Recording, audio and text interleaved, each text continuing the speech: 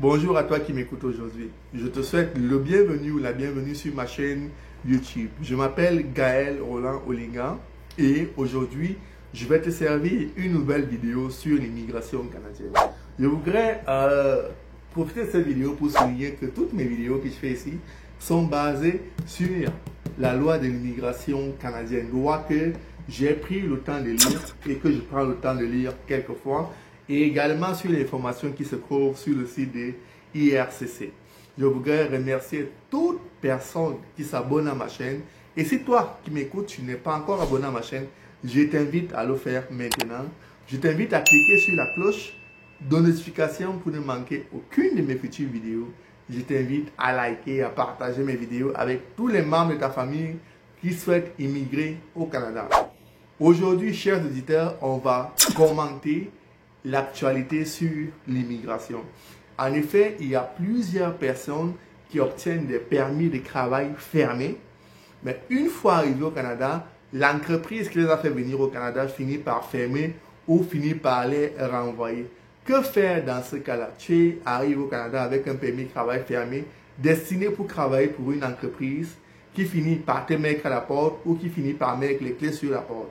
Qu'est-ce que tu peux faire? Quelles sont les solutions que tu peux avoir sous la main pour pouvoir rester au Canada avec un statut légal? On va en parler tout de suite.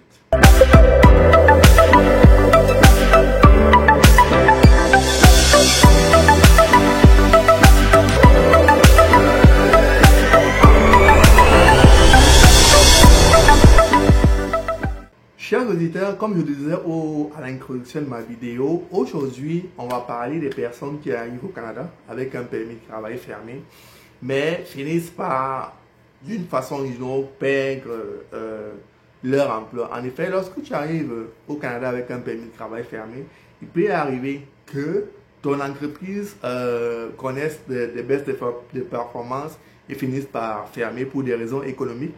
Il peut également arriver que par manque de compétences, qu'on te mette à la porte parce qu'on estime que tu ne respectes pas les compétences pour lesquelles on t'avait engagé à partir de ton pays. Qu'est-ce que tu dois faire dans cette situation-là?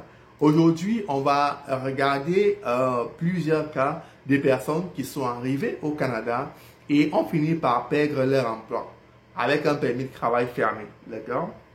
Donc, comme vous voyez le titre ici de l'infolette du Devoir, d'accord, qui est un magazine canadien, québécois, qui parle des personnes qui ont été congédiées avec des permis de travail fermés, d'accord, et qui se retrouvent dans l'impasse. Dans ce cas-là, qu'est-ce que tu dois faire? Je vais donner des solutions à la fin de ma vidéo, donc je t'invite à rester jusqu'à la fin de ma vidéo si tu es dans cette situation-ci pour savoir qu'est-ce que tu peux faire parce qu'il y a des solutions quand tu te retrouves face à ce genre de situation. Donc, si on regarde le tabloïd Le Devoir qui parle de M. Mourad Bourahi, il a vendu sa boucherie en Tunisie, d'accord? Et il a passé une année en blanc. Et finalement, il a fini par obtenir son permis de travail. Il est arrivé au Canada avec plein d'ambition, comme le font plusieurs immigrants. Et finalement, il a fini par perdre son travail parce que l'entreprise pour laquelle il travaillait a fini par fermer.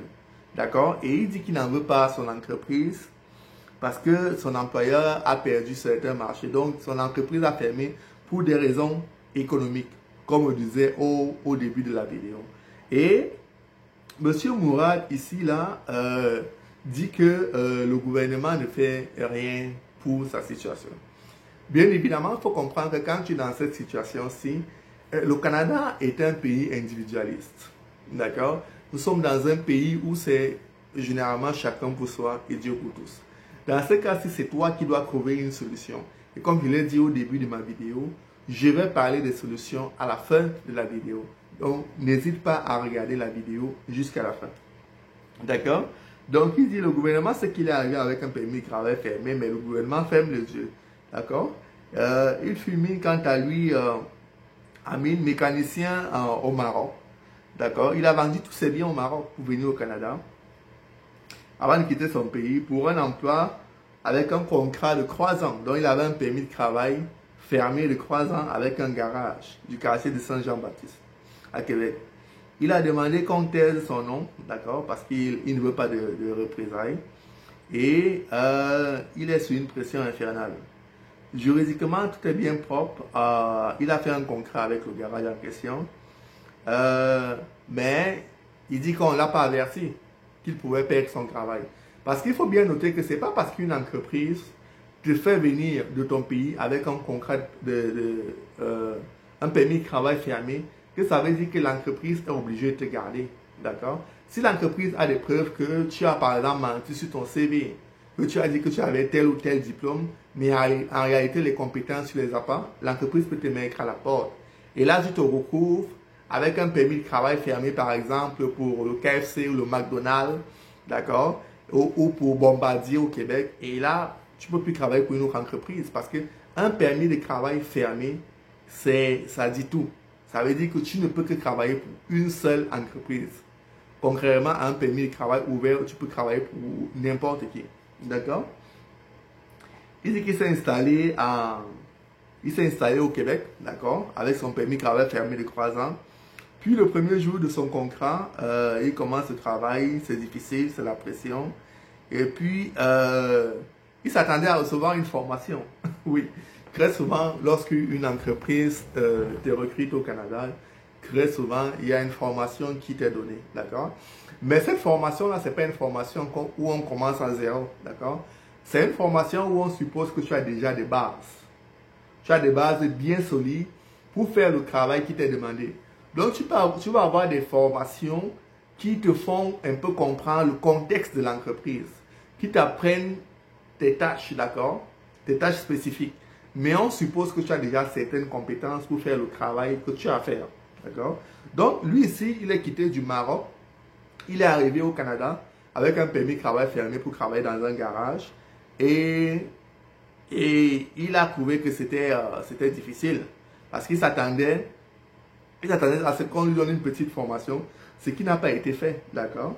Donc, il est arrivé à une période qui est très, très occupée. Au Canada, quand c'est occupé, quand c'est la période, par exemple, de changement des pneus, par exemple, les garages sont super, super occupés. Ça peut être stressant pour une personne qui n'est pas habituée à travailler dans un environnement stressant, ça peut être difficile. Il faut comprendre que le Canada, généralement les pays nord-américains, c'est des pays où le stress professionnel est une problématique qui existe. D'accord? Les problèmes de santé mentale, très souvent, sont liés au stress professionnel. Beaucoup de gens se tuent à la tâche. Dans les pays nord-américains, on travaille beaucoup.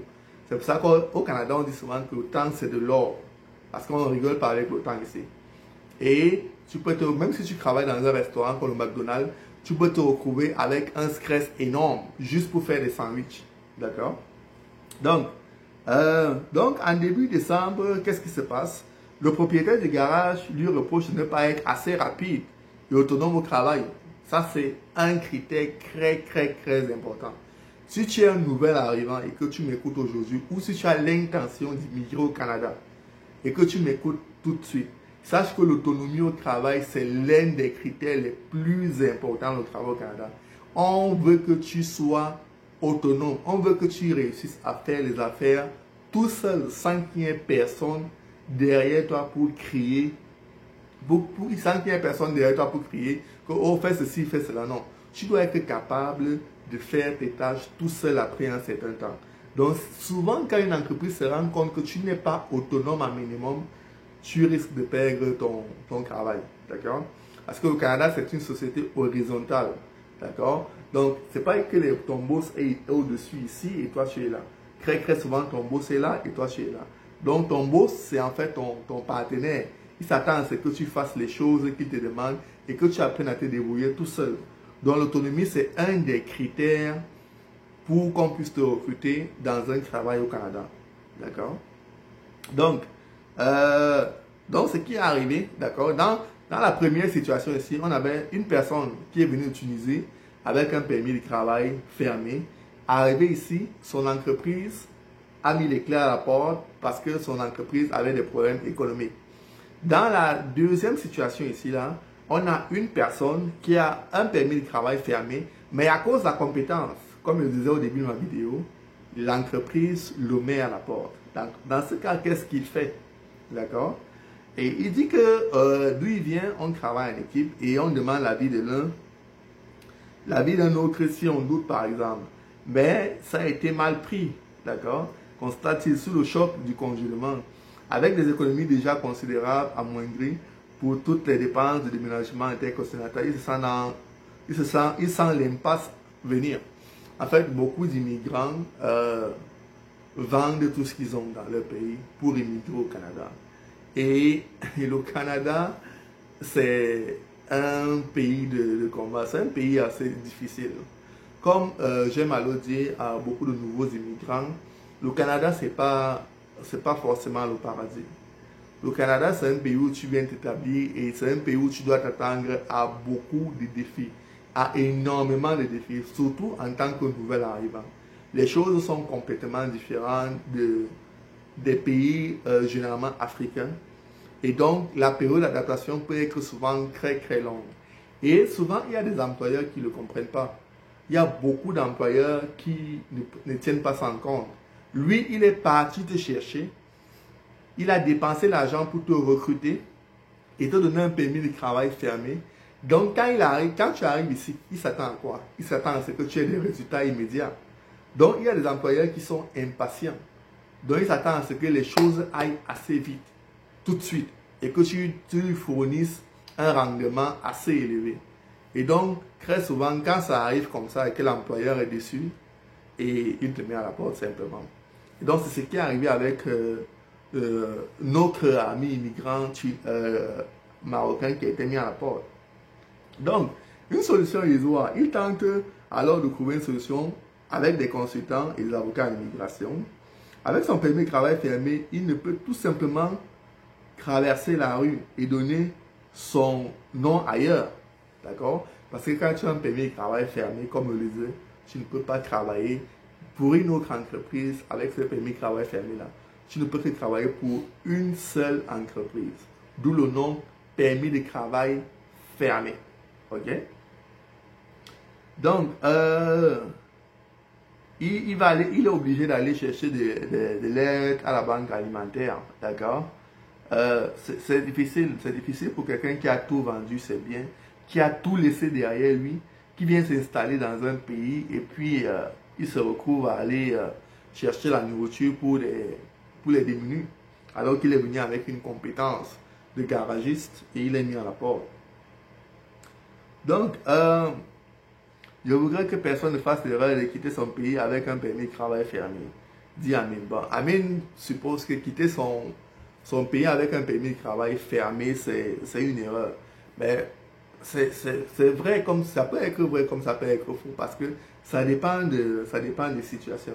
Comme je le disais, il y a beaucoup de personnes qui arrivent ici avec un permis de travail fermé, qui s'en sortent, qui réussissent à s'intégrer à la société canadienne, qui réussissent à s'intégrer dans leurs emplois, qui réussissent à avoir un rendement professionnel bien élevé.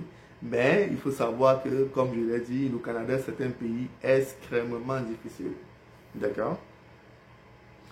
Là, l'histoire est terminée. Donc, qu'est-ce qu'on retient de ces deux histoires? C'est que quitter de son pays avec un permis de travail fermé pour une entreprise, ce n'est pas forcément la garantie de l'immigration canadienne. Mais ça se fait. Ça se fait, d'accord? Il y a beaucoup d'entreprises qui vont recruter, surtout en Afrique du Nord, au Maroc, en Tunisie, en Algérie, d'accord? Qui quittent au Canada, quand ils ont besoin de main-d'œuvre, ils vont recruter ailleurs, en Europe de l'Est, en France, en Belgique. J'ai d'ailleurs publié une vidéo dernièrement où je vous expliquais que le Nouveau-Brunswick, pendant le mois de février et mars, va aller recruter à l'international. Et pour s'inscrire à ces missions de recrutement-là, il vous fallait juste un téléphone ou un ordinateur et vous allez pouvoir vous inscrire en ligne. D'accord? Et donc, pour ce problème qui se pose pour nos deux amis, c'est quoi la solution? La solution est assez simple, mais pas aussi simple que ça, parce que il faut que tu puisses trouver un autre employeur qui va pouvoir te soutenir et te donner également et te permettre d'obtenir un permis de travail fermé. C'est la seule solution lorsque tu as un permis de travail fermé. L'autre solution aussi qui n'est pas évidente, surtout si tu as flashé, si tu as utilisé toutes tes économies pour venir au Canada, c'est d'aller aux études, d'accord? D'aller aux études, d'obtenir un permis d'études, d'accord? En tant qu'étudiant, bien sûr, tu as le droit de travailler. Jusqu'en avril, c'est à temps plein. Et après avril, ça va être à temps partiel. Le gouvernement canadien est en train de réfléchir à augmenter le nombre d'heures minimum de 20 heures à 30 heures. Donc, c'est qui est déjà quelque chose. Donc, première solution, il faut que tu trouves une autre entreprise qui va pouvoir te soutenir pour